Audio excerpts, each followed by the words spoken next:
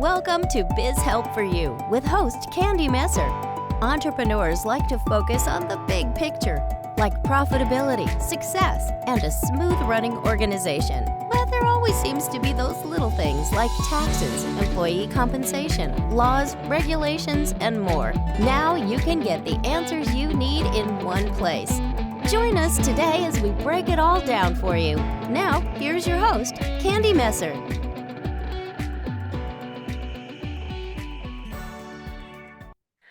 Hello and welcome to Biz Help for You with Candy Messer. Thank you for joining me today. I hope you enjoyed my last interview, and if you missed it and you'd like to listen to the show, links can be found on my YouTube and Facebook pages, as well as multiple favorite podcast platforms. And if you'd like to receive notifications on when our podcasts have been uploaded, please like and subscribe. Now, let's learn a little bit about our guest today. John Livesay, aka the Pitch Whisperer, is an incredible keynote speaker. His TEDx talk, Be the Lifeguard of Your Own Life, has over 1 million views and was featured in Larry King's show.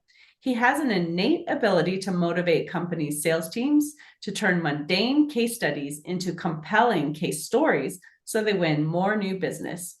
From John's award-winning career at Condé Nast, he shares the lessons he learned.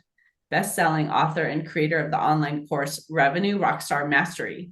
Host of his own podcast, The Successful Pitch, heard in over 60 countries, and co-creator of the Superhero You, which is a community to help people discover their superhero power and live a life full of confidence and creativity. John has a new book, The Sale is in the Tail, and it's a business fable set in Austin, Texas, and is about a sales representative whose old ways of selling are not working anymore. So John, welcome to the show. Thanks, Candy. Great to be with you. I'm looking forward to our conversation. I've got some fascinating questions that we're going to be discussing, but I would love for you to just tell us a little bit before we get into questions. How did you become known as the Pitch Whisperer? Well, I am a sales keynote speaker, as you mentioned, and Anthem Insurance was interviewing me to decide if they wanted to hire me versus two other people they were looking at.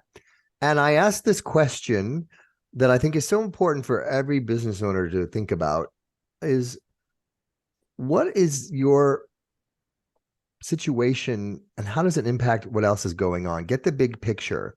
So in my particular case, instead of just being focused on my 1 hour keynote, I said, what else is going on during the 2 days if I'm your speaker, what else is happening? And she said, we're going to have an improvisation session with people shouting out objections from the audience, and people are going to role play on stage handling them. And I said, what if I stayed after the keynote and would be part of that and whisper in people's ear if they got stuck or something, because improvisation is all about yes and. And she go, oh my gosh, that'd be amazing. We never even thought of asking a speaker to do that. And that's what made them hire me. And it was a big success. And people said, I wish you could be in my ear when I'm actually in the field. And I told that story to Inc. magazine, and they said, sounds like you're the Pitch Whisperer. And I went, I kind of like that. So I've actually trademarked it now, and people can Google that and find me. So it's a nice branding tool for me from a story. Well, and it's nice that someone else gave it to you too. Yes, exactly. People go, what's a horse whisperer? No, a dog whisperer. What the heck's a pitch whisperer? So it's a fun way to start conversations. Well, and I know that's what we'll be talking about today, conversations and stories and, things like that too, and how to use them, to sell. And so I know you've got 3 C's that people need in order to tell a good story. So what are those? The first one, Candy, is clear. If you confuse people with a bunch of acronyms, they're going to say no. The second one is concise. The reason stories have to be concise is so people can remember and repeat them. That's how you create brand ambassadors. And the third one is compelling. You have to have a story with the stakes somewhat high. We have to feel something to have that emotional connection, because that's what makes people buy, is an emotional connection.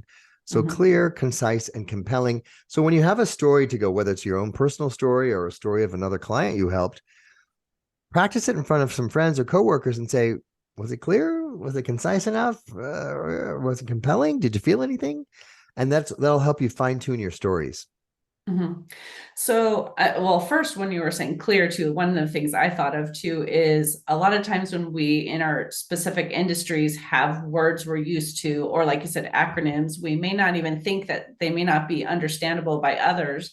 And so, Right. really trying to remember to speak in a language that makes sense, for those who are listening, I think that's really important.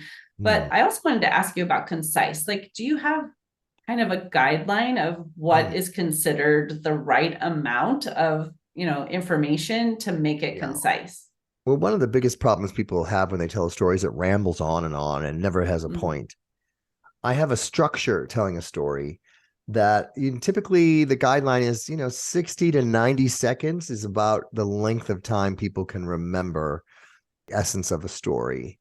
And mhm, you need to have the exposition, the who, what, where, when. So you paint a picture so people feel like they're in the story. Was this mm, yesterday, last year? Where are we in mhm, the world? Who are the characters? And then you need to describe a problem that people are having in such a way that the stakes are fairly high. If the story doesn't have the stakes high, nobody cares. And then you have your solution. And then the final part of a good story is the resolution. In other words, mhm, what is life like after someone's hired you? More peace of mind, happier, more productive, more money, whatever it is. Most mhm. stories don't have that. They just stop at the solution, and we file their taxes for them or whatever. Okay. Imagine if The Wizard of Oz ended when Dorothy got in the balloon to go back to Kansas. But no, there's Mm, that great resolution scene where she's in bed going, oh, there's no place like home. And you were there. And that's what makes that story a classic. So if mhm, you can have all four of those parts in a 60 to 90-second story, then you really have checked off all the boxes. mhm. So it sounds like obviously you're using like a case study or, a client situation that you've already helped Yes, somebody, as your story, in right. sharing that. Mhm, Because you want other people to see themselves in the story. And mhm, you're not the hero of the story. That's the big aha for some people. You're the Sherpa helping them climb Mount Everest or mhm, Yoda in Star Wars. So let's give an example of one. I was working with Olympus, the camera company. They have a medical division. And they said, oh, we have this piece of equipment that makes surgeries go 30% faster. We just don't understand why people aren't jumping at this. I go, well, it's logical and it's facts and figures, and people buy emotionally and then back it up with logic. mm, So now they tell this story. Imagine how happy Dr. Higgins was down at Long Beach Memorial using this equipment when he could go out to the patient's family in the waiting room an hour earlier than expected. And if you've ever waited for someone you love to come out of surgery, every minute feels like an hour. The doctor mhm, comes out, says, good news, the scope shows they don't have cancer. And then turned to the rep and said, this is why I became a doctor. Now that rep tells that story to another doctor at another hospital who sees themselves in it and says, this is why I became a doctor. I want your equipment too. mhm, Boom. mhm. The client said, oh, that gives us chills. Not only are we not telling a story, it never occurred to us to make a patient's family a character in the story. Right. So, the doctor's the hero in that story. And that's why other doctors see themselves in it and want to go on the journey. Mhm. And that makes perfect sense as, I'm hearing your story that you're sharing with us too. But if someone's listening and they're saying, well, how do I turn kind of what I do into that story, right? Like without sharing too much detail, like, about a particular client or, I'm not sure how to really create that to make it, that type of memorable story and engaging emotional, that way. But how do I even create it? Well, it, as you saw, the length was concise, right? It was no longer than a minute and repeatable and memorable and made you feel something. When they first told me, okay, 30% faster, well, I started asking questions. Well, what does that even mean?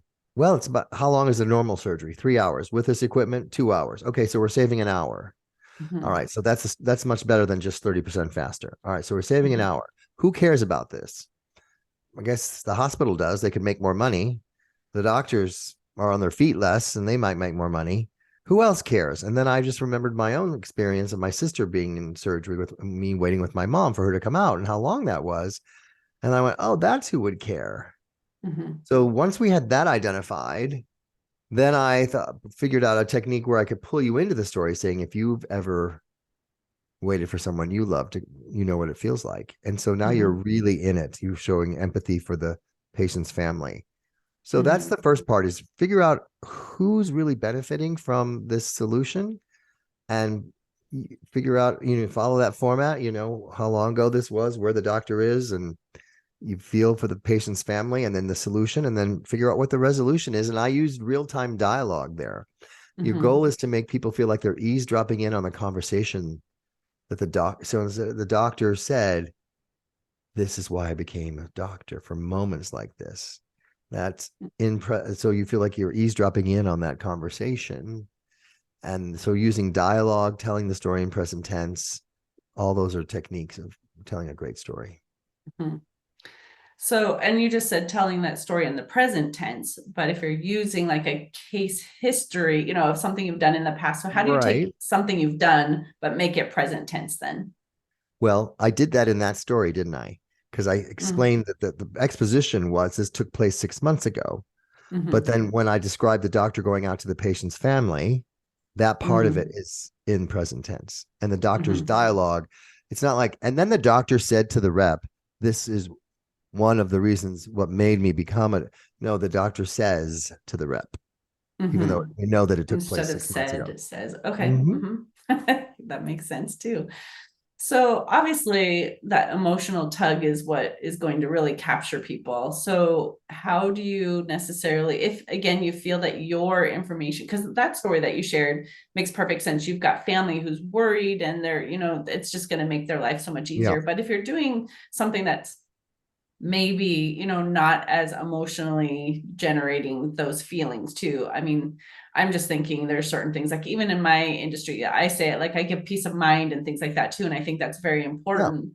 But sometimes people are just like, oh, it's just numbers, right? So maybe there's somebody who's, trying to sell a product that maybe is not as life-changing, as what you were just talking about. So how do you still take something that might be mundane, or some people maybe don't see as necessary, maybe to turn it into a story that's going to kind of tug at them and be like, oh yes, now I understand why I need your product or service? Well, we can see examples of this in the Super Bowl commercials, where big companies take, like Kia had an electric car commercial last year. And that's a fairly, there's a lot of electric cars out there. It's a car, it's electricity. You don't really feel anything normally when you think of it, but they turned it into a commercial where the driver's the hero, and there's an electric dog chasing an electric car, and the dog runs out of batteries in midair, and the driver's the hero and re-energizes the dog, and the dog comes to life again. So it's a playful way to take a inanimate object and turn it into a personality. That's what storytelling and advertising is all about. And I think the best place to always start is, what are the stakes? Right? If you're selling peace of mind through making, what happens if you don't file your taxes on time? Right?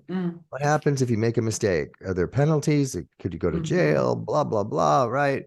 All this kind of thing that people don't really think about. And you just make the stakes high by describing what happens if this doesn't work. Yeah, I think that's true too, is maybe looking at the consequences of something too. Like maybe it's the negative instead of that feel good feeling. Maybe sometimes you have to have that negative. Yeah, absolutely. I've worked with insurance and mortgage companies on helping their sales teams craft their stories and not drowned in a sea of sameness, because everyone sounds the same. People just pick the cheapest. So it's all about painting a picture of this family who was so grateful that they took my advice and bought an umbrella policy when their son accidentally hurt another child on a ski accident. The medical bills would have been bankrupt the family had they not had this policy. Well, now you've taken something that's fairly dry and turned it into a story that people go, oof, talk about peace of mind. Right. Well, and I know we were looking at this kind of from a business perspective too, and selling your products and services, but what would you say also in terms of how we can use storytelling to actually help our personal relationships as well? I had an orthopedic surgeon who had a product that he wanted my help on crafting a story to sell it. And then he was putting his little 8-year-old daughter to bed. And she said, tell me a story. He goes, okay, I'm going to read, I don't know, Good Night Mood. She goes, no, don't read me a story, Daddy. Tell me a story. He goes, I panicked. And then I remembered your 4-step process to telling a story, and that I should make her or someone like her the hero in the story. So I said, okay, the exposition, once upon a time, there's this little girl, and he gave her a different name, but the same age as you, and he started, Mhm. and he was off and running, and she loved it. And I made him a hero to his daughter. So that was a Mm. really great example of that. Mhm. I think that's really important too, and especially communicating with your kids, or it doesn't take a whole lot of time to really have that interaction. So I love that Hmm. you just shared that story as well, because it's not just about selling our products and services to other professionals or other Right. clients. It's really how we can use that in our own personal interactions as well. Well, when you come home from, work or a trip or anything, no one says, tell me the stats of how your day went. How long was lunch? An hour and 10 minutes, right? Nobody wants numbers. They want a story.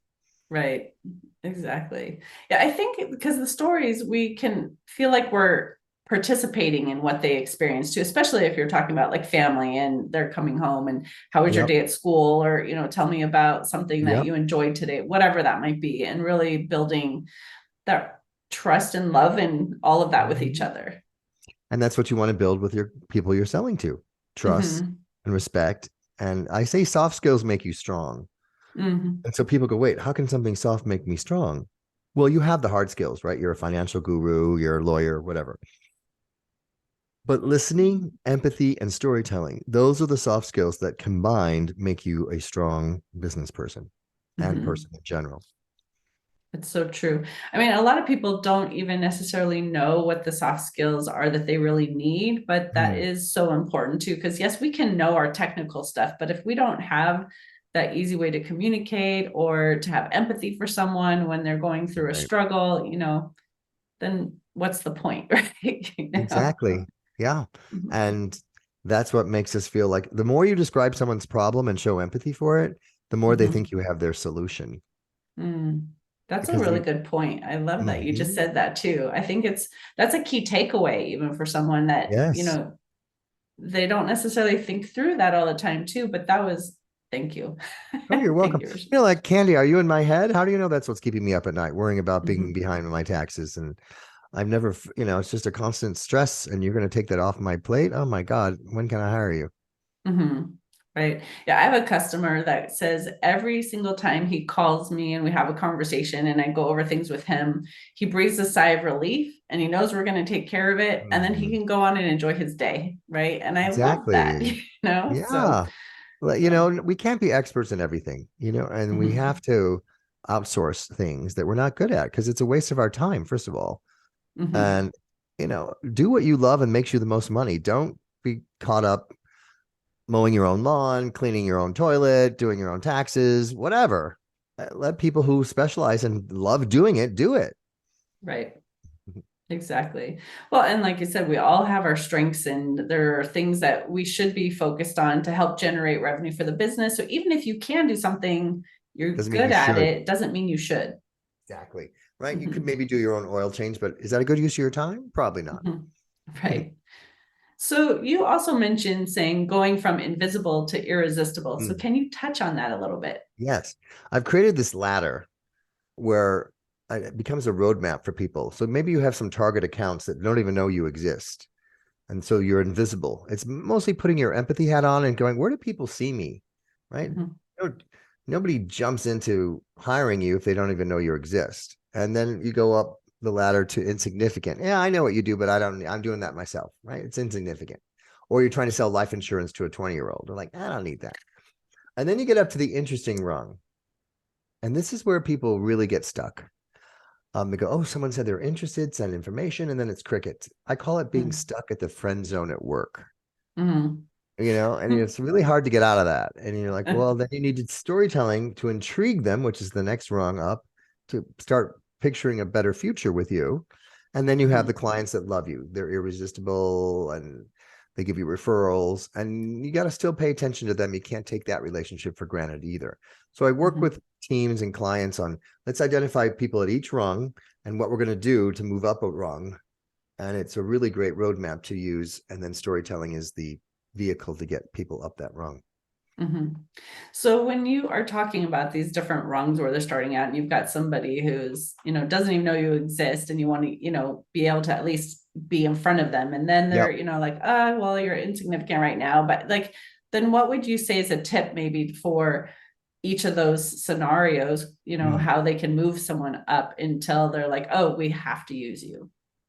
Well, it all becomes, again, having the right story to the right person. So make sure you're targeting somebody who needs what you have and can afford what you have. So you're not wasting your time. Once you go, now this person is just like one of my favorite clients. They just don't know the benefits of working with me yet. So, okay, that's a given. Once it's, curated a little bit, then you say, let me tell you a story of someone who is just like you. They were in business 5 years. They've been doing their taxes themselves. And now they're just so busy. It gets put to the back burner and they're putting out fires and they're actually losing revenue because they're not tracking their deductions properly or whatever it is. So you just get them, you tell them a story. And of course, warm introductions are everything because trust gets transferred.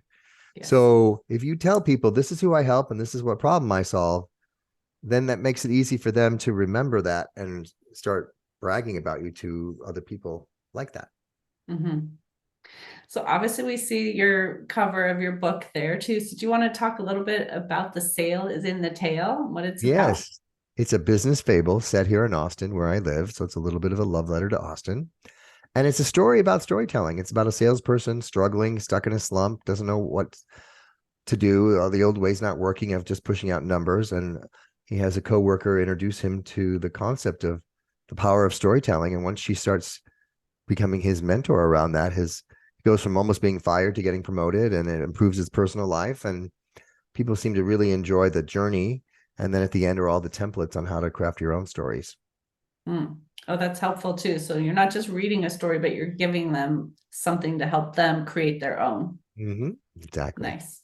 I love that too. Because we can hear what you're saying and be like, oh yes, I get it. Right. But then sometimes when it comes down to the actual putting it together, we don't always know what to do or how to do it. So I love that you have that too.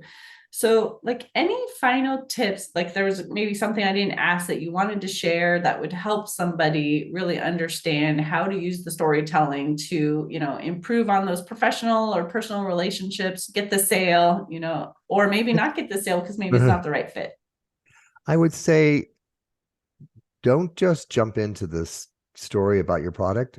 Tell your own personal story of origin, how you got into accounting, law, whatever it is you're doing. That's a much better way to create rapport versus just talking about sports or the weather. And then ask them what their story of origin is. You'll be surprised what you find out and how it bonds people. And if anybody wants the first chapter of my book for free, all they have to do is take out their phone and text the word pitch, PITCH, to 66866, and they'll get the first chapter for free. Nice. I was going to ask if you have an offer, that you want to share. Yes. So I assume that's your offer. That's the offer. Thank you so much for sharing that. So if someone has heard this and is like, you have great information, I want to be able to find out more, I want to connect with you, like how can they find you to connect? My website is my name, John Livesay, LIV as in Victor ESAY.com. If you can't remember that or The Sale is in the Tail, just Google The Pitch Whisperer and all my content shows up there. Perfect.